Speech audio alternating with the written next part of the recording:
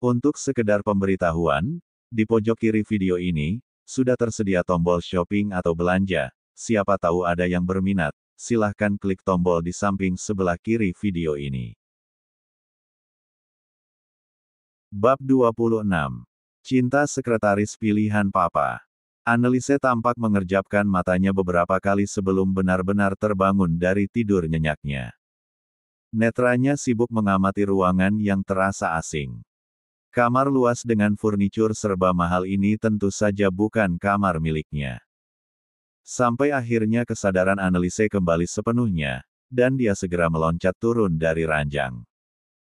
Sembari menatap ranjang yang sudah kosong tanpa ada Brian di sana, Anneliese meraba-raba dan memeriksa tubuhnya, untuk memastikan Brian tidak berbuat macam-macam padanya.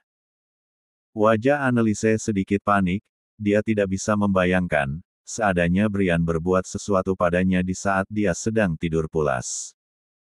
Di waktu yang bersamaan, Brian muncul dari balik pintu kamar. Keningnya mengkerut melihat kepanikan Anneliese memeriksa tubuhnya sendiri. Wanita itu terlihat sangat takut ada yang hilang dari tubuhnya. "Organ tubuhmu ada yang hilang?" tanya Brian ketus. Anneliese melonjak kaget mendengar suara bariton Brian. Dia berhenti meraba tubuhnya beralih menatap jengkel pada bosnya. "Pak Brian gak macam-macam kan semalam?" Anneliese menatap curiga. Sudut bibir Brian terangkat, dia tersenyum miring sambil mendekati Anneliese. "Belum sempat karena kamu tidur duluan, gimana kalau sekarang saja?" Tatapan mata Brian berhenti pada bibir Anneliese. Kalau diperhatikan, bibir Anneliese cukup seksi dengan posisi sedikit mencebik. Otak Brian mendadak kotor, ada rasa penasaran untuk merasakan bibir sekretarisnya itu. Seumur hidupnya, Brian hidupnya terlalu kaku dan monoton, sibuk dengan bisnis tanpa memikirkan urusan percintaan. Anneliese mundur selangkah demi selangkah untuk menghindari Brian. Pria dengan postur tubuh tinggi itu terus maju, seperti sengaja ingin menakut-nakuti Anneliese yang sudah terlanjur ketakutan. "Pak Brian jangan gila, aku menolak siuman dan es 3 kilo detik," tegas Anneliese. Dia tidak mau rugi setelah lepas dari kontrak gilanya bersama Brian. Walaupun tubuhnya dipeluk atau dipangku Brian, setidaknya bibir dan kesuciannya masih terjaga dengan baik. "Hanya siuman, apa salahnya? Ingat, kamu sudah tanda tangan dan terima uangnya." Jarak Brian semakin dekat, sedangkan Anneliese terjebak di antara sofa dan dinding, dia tidak bisa kabur lagi dari Brian. "Enak di Pak Brian, nggak enak di aku," gerutu Anneliese kesal. "Stop, jangan maju lagi." Anneliese mengulurkan dua tangannya untuk menghalau Brian agar tidak maju lagi. Brian terpaksa berhenti karena ditahan Anneliese. Pria itu tampak memutar malas bola matanya mendengar perkataan Anneliese. "Kata siapa cuma enak di aku? Makanya coba dulu, kamu rasain sendiri enaknya," sahut Brian tanpa filter. Anneliese sampai melongo kehabisan kata-kata. Makin lama, ucapan Brian semakin vulgar dan tidak tahu malu. "Cukup Pak," pinta Anneliese. "Astaga, aku bisa ikut gila kalau seperti ini," keluh Anneliese seraya menjatuhkan diri di sofa. Dia sudah lelah lahir batin menghadapi sikap Brian. Brian berdecak, dia ikut duduk di samping Anneliese dan membuat sekretarisnya itu bergeser takut. "Mau pakai cara halus atau dipaksa?" tawar Brian tidak main-main. Tatapan matanya sangat tajam, sepertinya tidak akan ada negosiasi lagi untuk Anneliese. 10 menit berlalu, setelah kembali berdebat, Anneliese akhirnya kalah dan harus menuruti permintaan Brian. Kini wanita cantik dengan tubuh proporsional itu sudah duduk di pangkuan Brian. 5 juta untuk 1 kali siuman, tegas Anneliese ketika melihat Brian mulai mendekatkan wajahnya.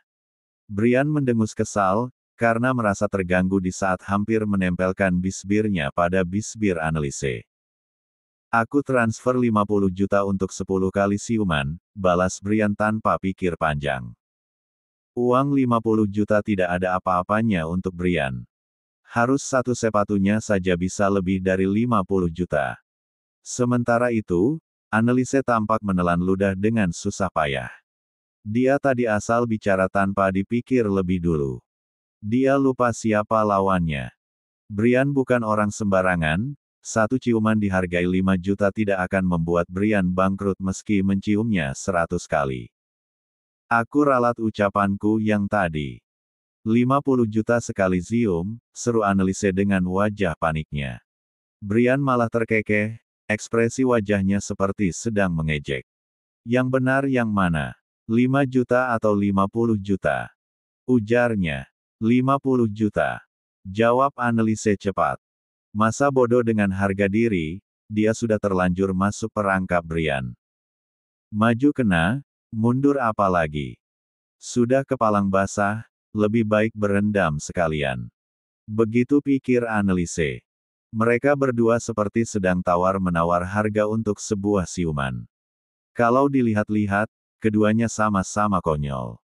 Kamu pernah siuman dengan pria lain? Tanya Brian menginterogasi. Dia tidak keberatan mengeluarkan uang 50 juta, untuk sekali ciuman asal bisbir Anneliese belum pernah dicium pria lain. Anneliese menggeleng cepat. Aku bukan wanita seperti itu. Jawabnya sewot. Brian tersenyum penuh arti. Apa kamu masih virgin? Mau bercinta denganku juga? Tawar Brian. Plak. Anneliese memukul punggung Brian cukup keras. Suara pukulannya sampai terdengar memenuhi kamar, tapi ekspresi Brian tampak biasa saja. Pukulan tangan mungil Anneliese mungkin tidak ada apa-apanya. Pak Brian jangan kurang ajar, dibayar berapapun aku nggak akan mau melakukannya. Aku hanya tanya. Siapa tahu kamu juga tertarik. Kita bisa membahas harganya sampai deal. Kata Brian. Mimpi saja, jawab Anneliese. Bagaimana negan siuman yang tadi? Jadi atau batal? Brian terkekeh. Kamu udah nggak sabar. Ucapnya seraya mengusap-usap punggung Anneliese. Setidaknya Pak Brian harus cium aku sebanyak 10 kali. Dengan begitu aku bisa resign sebagai sekretaris, dan pindah ke luar kota supaya jauh dari bos aneh seperti Bapak. Cerocos Anneliese tidak main-main. Uang dari Brian sudah lebih dari cukup untuk memulai kehidupan baru di luar kota, meninggalkan keluarga orang tuanya yang penuh dengan drama.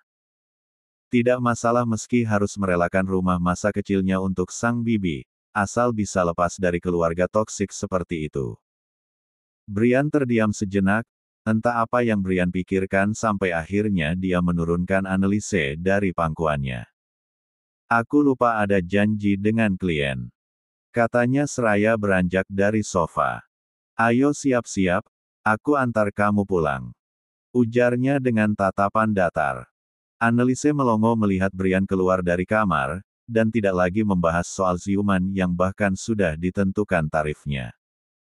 Benar-benar aneh, tindakannya sulit diprediksi. Gumam Anneliese heran. Brian seperti kehilangan minat, padahal tadi sangat menggebu-gebu ingin mendiumnya. Bab 27. Kamu dari mana saja? Suara itu sedikit ketus. Anneliese baru saja masuk ke dalam rumahnya, tapi sudah disambut tatapan penuh curiga oleh sang bibi. Wanita parubaya itu menatap Anneliese dari ujung kaki sampai kepala. Mencurigai keponakannya yang semalaman tidak pulang ke rumah. Ada acara perusahaan sampai larut, jadi aku menginap di rumah teman. Jawab Anneliese cuek. Dia melenggang ke arah tangga, namun adik dari papanya itu seperti tidak puas dengan jawabannya. Kamu jangan bohong sama bibi. Kalau papamu masih ada, dan melihat kamu keluyuran malam sampai pulang pagi, dia pasti kecewa. Ujar Big Nani. Anneliese memutar malas bola matanya. Dia menepis pelan tangan bibi Nani yang mencekal pergelangannya. Kenapa harus bawa-bawa papa? Seharusnya bibi juga nggak perlu mencampuri urusanku. Terserah aku mau pulang pagi atau nggak pulang. Ketus Anneliese. Dulu Anneliese masih bisa bersikap sopan pada paman dan bibinya, dia sangat menghormati mereka, layaknya orang tua sendiri karena mau mengurusnya. Tapi setelah tahu bahwa dia hanya dimanfaatkan oleh mereka, Anneliese jadi malas bersikap baik. Jangan begitu kamu itu tanggung jawab bibi, kalau kamu kenapa-napa bagaimana? Bibi Nani memasang wajah cemas, namun Anneliese yakin kecemasan bibinya hanya sandiwara. Aku ke kamar dulu. Uang bulannya nanti aku transfer 1 jam lagi. Dan sebaiknya bibi jangan mencampuri urusanku. Kata Anneliese kemudian berlalu begitu saja. Dia buru-buru menaiki tangga, membiarkan bibinya kesal karena merasa tidak dihargai. Anneliese bukan orang yang bisa bermuka dua seperti bibinya. Sikapnya berubah setelah tahu bahwa dia hanya dimanfaatkan. Sebenarnya Anneliese bisa saja hidup sendiri, tapi dia belum siap meninggalkan semua kenangan indah di rumah peninggalan mendiang orang tuanya. Jadi dia tetap bertahan dan entah sampai kapan. Anneliese semakin lama semakin menyebalkan saja. Kalau kita nggak membutuhkan rumah ini, sudah aku singkirkan dia sejak dulu. Gerutu Neni pada suaminya. Tenang mah, kamu harus sabar agar Anneliese mau memberikan rumah ini untuk kita. Kata Wisnu menenangkan istrinya. Neni mendengus kesal. Wanita parubaya itu lalu menyantap sarapannya sambil memikirkan cara agar Anneliese mau secepatnya memberikan rumah ini untuknya. Dret, dret. Ponsel Neni di atas meja makan bergetar, ada notifikasi yang masuk dengan sejumlah deret angka. Pupil mata Neni melebar ketika melihat notifikasi dari M-Banking dengan nominal sebesar 20 juta. Ya ampun, ya ampun. Pekik Neni girang. Dia membuka pesan tersebut untuk memastikan lagi. Setelah dibaca ulang sampai 3 kali, Neni baru yakin kalau nominalnya benar-benar 20 juta. Ada apa? Wisnu mendekat karena penasaran. Neni segera menyodorkan ponsel pada suaminya. Apa keponakanmu baru saja jual diri? Tebak Wisnu. Pasalnya dia tahu kalau tadi malam Anneliese tidak pulang. Sekarang pagi-pagi begini sudah transfer uang bulanan 4 kali lipat. Padahal tanggal gajian Anneliese juga masih 3 hari lagi. Neni mengangkat kedua bahunya.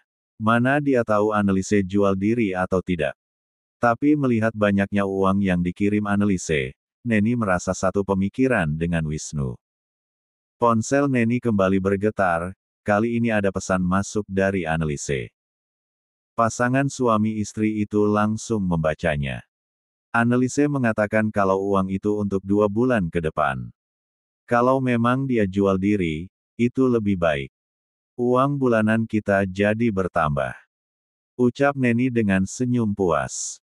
Yang dia butuhkan memang uang dari Anneliese, tidak peduli dari mana uang itu berasal. Apalagi kalau nominalnya semakin besar, itu suatu kebahagiaan bagi Neni yang selama ini hanya mengharapkan uang dari Anneliese. Sementara itu, Brian baru pulang ke rumah pukul 10 pagi. Dia sempat kembali lagi ke apartemennya untuk mengambil ponsel yang tertinggal. Begitu masuk ke dalam rumah, dia langsung disambut tatapan curiga dari kakaknya. Brian tampak melirik malas. Kalau sudah berhadapan dengan Flora, pasti akan panjang urusannya. Flora cukup kepo dan cerewet. Hayo, kamu abis ngapain aja semalam? Tidur di mana dan sama siapa? Tanya Flora yang terkesan menuduh Brian berbuat macam-macam tadi malam. Nggak usah bikin gosip murahan, urus saja anak-anak dan suami kakak. Jawab Brian malas. Lagian kenapa juga Kak Flo masih di sini? Apa rumah Kak Flo dan Kak Daniel kebanjiran, sampai menumpang di rumah orang tua? Sindirnya pedas. Flora mencebik jengkel. Mulut Brian sangat pedas, melebihi pedasnya mulut netizen. Ingat ya dek, jangan macam-macam sama perempuan di luar sana. Kalau sudah ada yang cocok, langsung menikah saja. Jangan sampai ada pernikahan dadakan karena kamu hamilin anak orang. Cerosos Flora. Brian semakin kesal mendengar ocehan kakaknya, jadi memilih berlalu ke lantai 3 untuk masuk ke kamarnya. Saat Brian sudah menaiki tangga, Jihan muncul dari arah dapur lantaran sempat mendengar suara ribut-ribut di ruang keluarga. Tapi saat pergi ke sana, cuma ada Flora seorang diri. "Kamu ribut sama siapa, Flo?" tanya Jihan. Tidak mungkin Flora bicara dengan anak-anak ataupun Daniel, karena mereka bertiga masih berenang di halaman belakang. "Siapa lagi kalau bukan sama anak Momi yang super dingin itu?" jawab Flora. Jihan langsung paham siapa yang dimaksud Flora, karena anaknya hanya 2. Mereka nyaris tidak pernah akur setelah beranjak dewasa. Ada saja hal-hal kecil yang diperdebatkan. Brian baru pulang, lain kali tunggu kalau suasananya sudah lebih baik jika ingin bertanya ataupun meledaknya. Ujar Jihan menasehati. Flo cuma penasaran saja, Brian sebenarnya tidur di mana. Rasanya nggak mungkin kalau menginap di apartemen Felix. Momi tahu sendiri kan, Brian paling anti menginap di tempat orang lain. Tutur Flora. Dia masih yakin kalau tadi malam Brian melakukan kencan dengan seseorang sampai tidak pulang.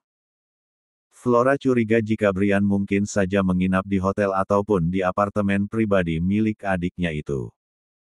Nanti biar Momi bicara pelan-pelan dengan Brian, siapa tahu setelah ini Brian mau jujur sama Momi.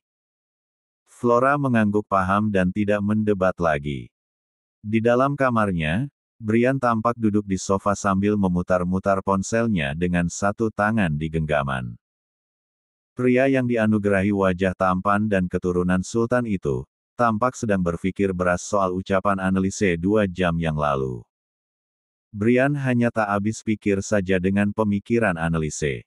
Di saat orang lain tidak ingin dipecat sebagai sekretarisnya, Anneliese malah bersemangat ingin resign. Dia sedang jual mahal atau apa? Gumam Brian terdengar kesal. Mantan sekretarisnya saja berjuang mati-matian agar tidak dipecat. Anneliese malah punya rencana akan mengundurkan diri sebagai sekretarisnya. Bab 28. Meja makan pagi ini tampak 2 kali lipat lebih banyak isinya dari hari-hari biasanya. Menu sarapannya bervariasi dan semuanya serba enak. Kalau sudah seperti ini, pasti ada maunya. Anneliese hanya tersenyum kecut dalam hati, entah apa lagi yang diinginkan oleh bibinya. Anneliese tetap bersikap acuh dan menyantap sarapannya dengan santai, meski dia menyadari kalau bibinya kerap kali melirik. Bulan depan Mona lulus dan akan kembali ke Indonesia. Kamu bisa kan bawa Mona kerja di perusahaan bos kamu itu? Tanya Neni. Dia merasa bahwa perusahaan tempat Anneliese bekerja saat ini, lebih menjanjikan dari perusahaan sebelumnya, meskipun lebih besar perusahaan yang dipimpin Saka. Neni bisa punya pikiran seperti itu karena dia mengincar CEO perusahaan yang masih lajang. Daripada menyuruh Anneliese mendekati CEO itu, lebih baik Mona saja yang mendekati Brian agar bisa dijadikan istri. Dengan begitu, hidupnya akan berubah 180 derajat, dia akan menjadi kaya raya karena memiliki menantu sultan. Neni sampai senyum-senyum sendiri membayangkan hidupnya bergelimang harta dari menantunya. Nggak bisa, tugasku bukan merekrut karyawan baru.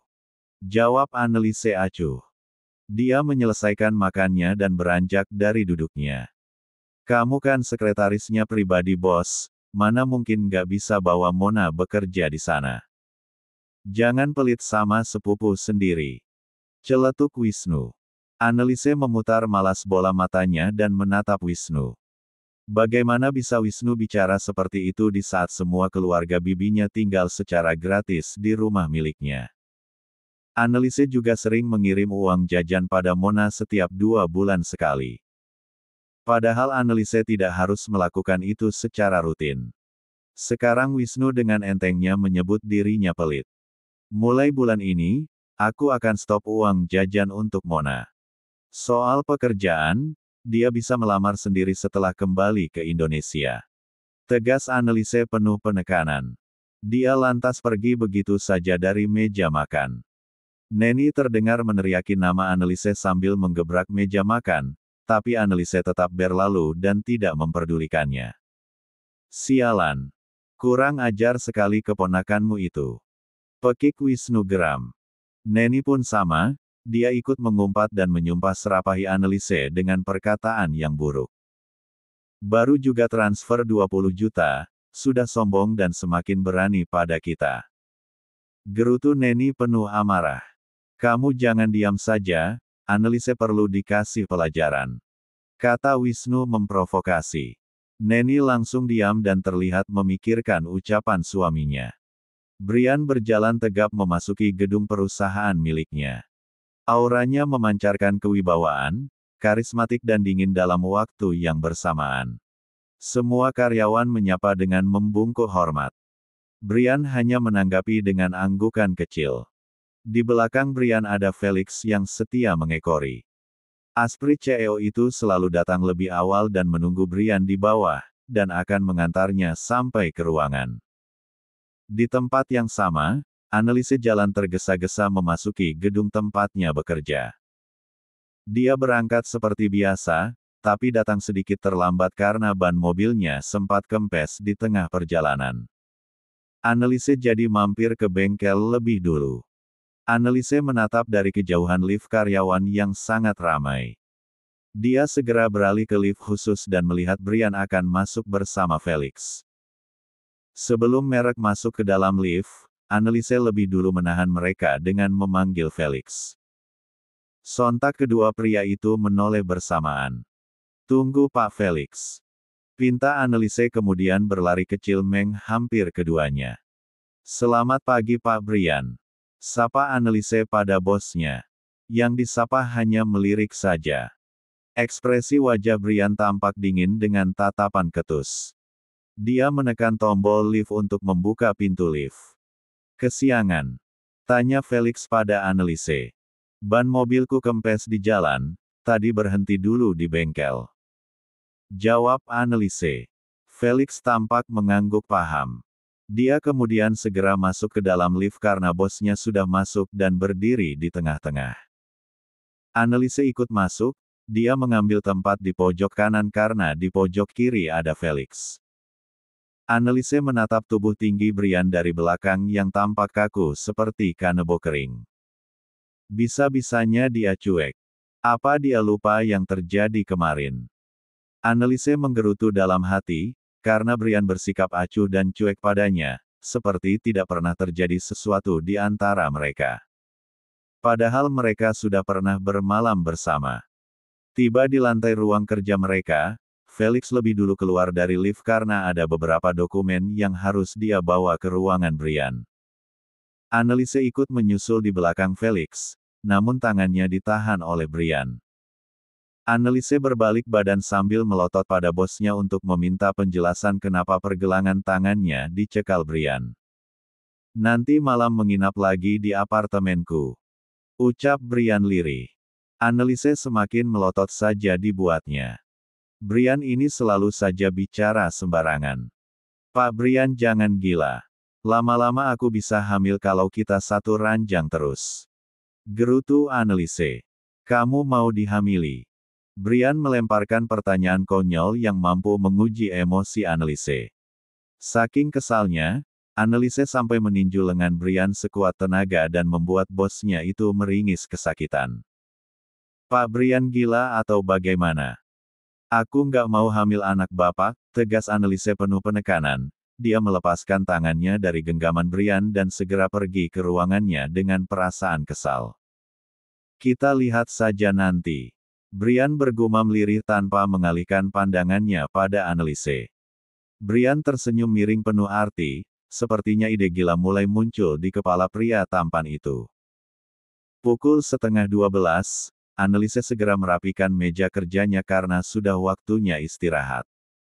Siang ini dia ada janji makan siang dengan Lucy di kafe dekat perusahaan. Lucy merupakan sahabat Annelise sewaktu SMA.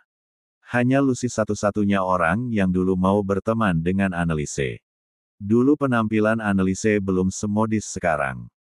Dia terkenal culun dan hampir semua teman sekelasnya tidak mau berteman, karena Annelise bukan berasal dari keluarga konglomerat.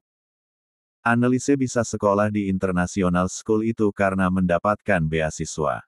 Saat keluar dari ruangan kerjanya, Anneliese berpapasan dengan Brian. "Siang Pak." Sapa Anneliese sopan.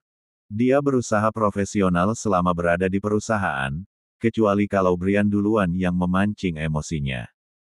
"Ikut aku," titah Brian. "Kemana Pak?" "Jangan banyak tanya Anneliese.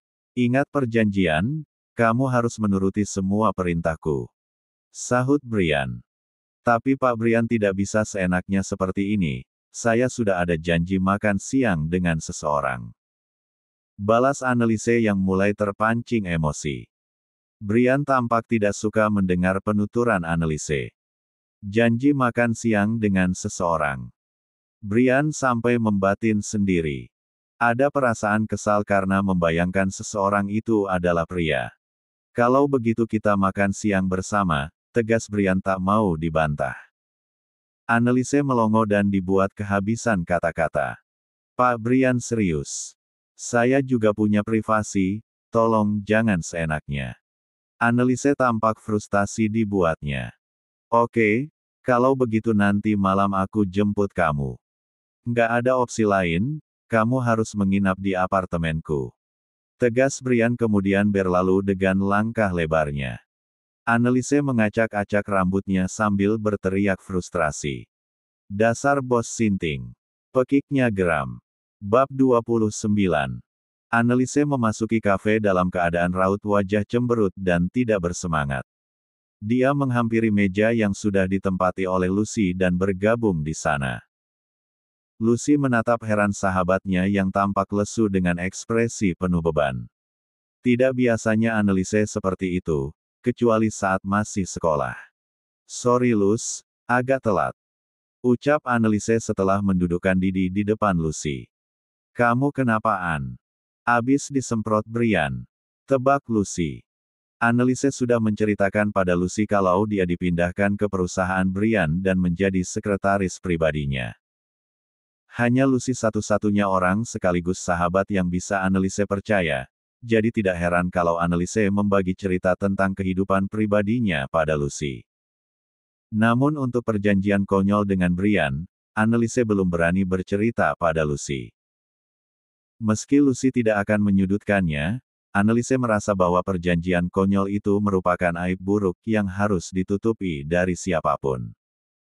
Mungkin nanti kalau Brian sudah sangat keterlaluan, Anneliese akan berbagai cerita pada Lucy untuk meminta pendapatnya.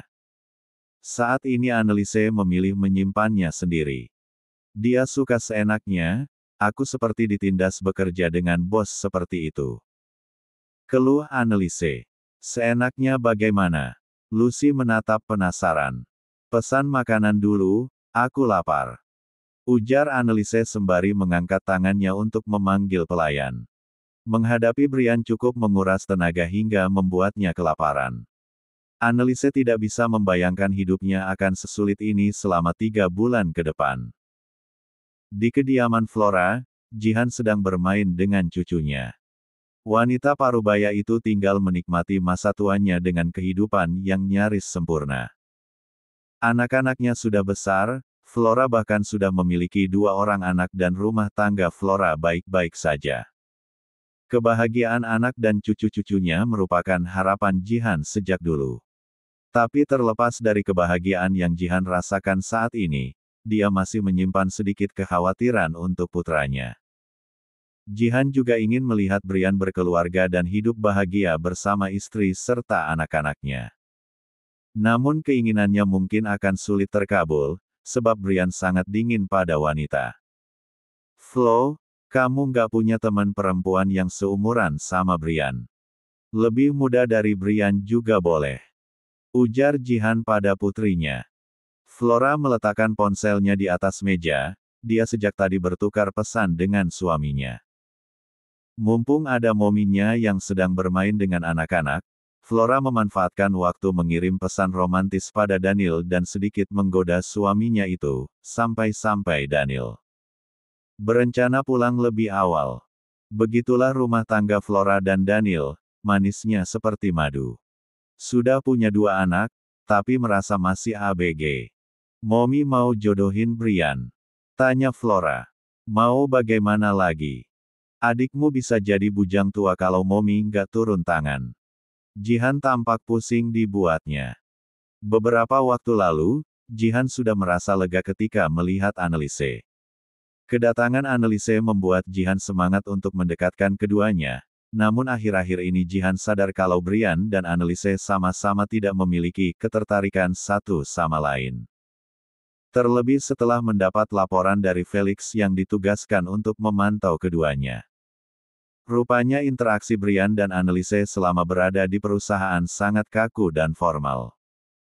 Jihan tidak melihat kedekatan khusus di antara keduanya. Annelise bagaimana? Flo rasa, Annelise lebih cocok untuk Brian. Dia seperti wanita baik-baik. Flora masih mempertimbangkan Annelise sebagai kandidat calon adik iparnya. Felix bilang, sikap Brian pada Annelise sangat dingin dan ketus. Kamu yakin Brian akan setuju kalau dijodohkan dengan Annelise? Tutur Jihan kemudian memijat pelipisnya. Dia tidak menyangka punya anak laki-laki akan sepusing ini memikirkan jodohnya. Dulu dia sangat mengkhawatirkan Flora karena anak perempuan, khawatir Flora dimanfaatkan oleh laki-laki di luar sana. Namun kekhawatiran itu hilang setelah Flora menjalin hubungan dengan Daniel. Sebab Jihan tahu bagaimana Daniel menjaga Flora. Mommy tahu sendiri Brian punya gengsi setinggi langit. Siapa tahu diam-diam dia menyukai Annelise. Flora tampak yakin dengan pendapatnya.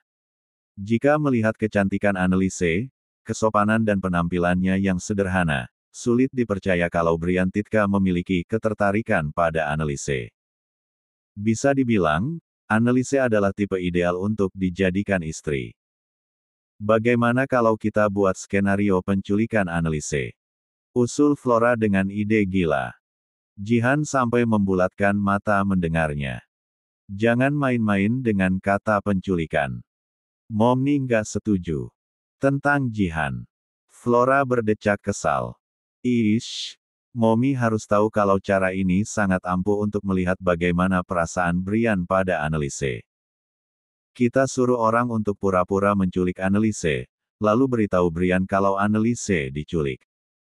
Kita lihat seperti apa reaksi Brian. Kalau dia punya perasaan pada Annelise, Flo yakin Brian akan langsung mencari sendiri keberadaan Annelise. Flora menjelaskan dengan detail dan antusias. Dia berharap Mommy-nya akan menyetujui ide tersebut. Jihan tampak diam dan memikirkan baik-baik usul dari Flora. Mommy setujukan. Aku jamin ini aman. Flora benar-benar ingin memprovokasi Mommy-nya agar melakukan cara yang dia minta. Sebab hanya dengan cara itu Flora bisa mengetahui bagaimana perasaan Brian pada Annelise.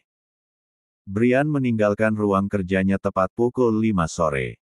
Pria itu keluar dan melewati ruang kerja Annelise yang hanya berdinding kaca transparan.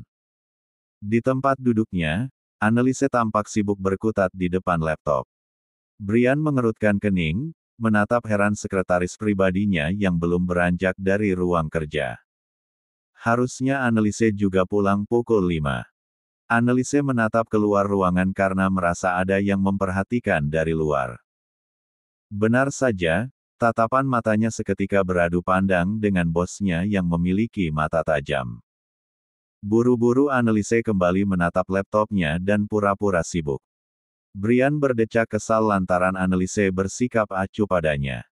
Seharusnya Annelise menyapanya dengan sopan, minimal mengangguk hormat saat melihatnya. Wanita itu minta dipecat. Brian menggerutu sendiri, dia maju ke di dekat pintu ruangan Annelise dan mengetuknya dengan keras. Tok, tok, tok.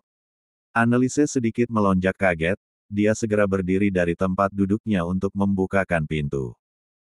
Sebab Brian tidak akan masuk sebelum pintu dibukakan. Sikap bosnya kelewat seperti raja. Ya Pak, ada yang bisa saya bantu? Tanya Annelise sopan. Brian memicingkan matanya. Rupanya Annelise tidak merasa melakukan kesalahan.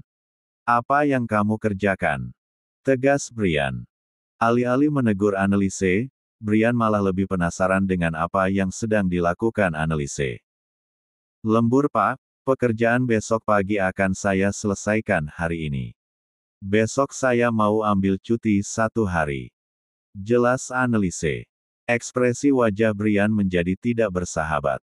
Cuti tanpa minta izin padaku lebih dulu. Siapa yang mengizinkan kamu cuti? Nada bicara Brian meninggi. Anneliese menghela nafas, raut wajahnya terlihat sudah malas menanggapi Brian. Besok adalah hari peringatan kematian kedua orang tua saya. Saya sudah bicara dengan Pak Felix dan diberi ini cuti. Maaf kalau saya tidak konfirmasi lagi dengan Pak Brian. Kalau memang tidak boleh cuti, besok saya akan berangkat.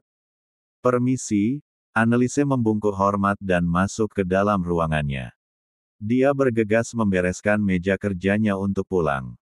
Di luar ruangan, Brian masih berdiri dan memperhatikan Anneliese yang buru-buru membereskan meja kerjanya. Raut wajah Anneliese tampak menahan tangis. Sampai Anneliese selesai dan keluar dari ruangannya, Brian masih berdiri di sana tanpa mengalihkan pandangannya pada Anneliese. Mari Pak Brian, saya duluan.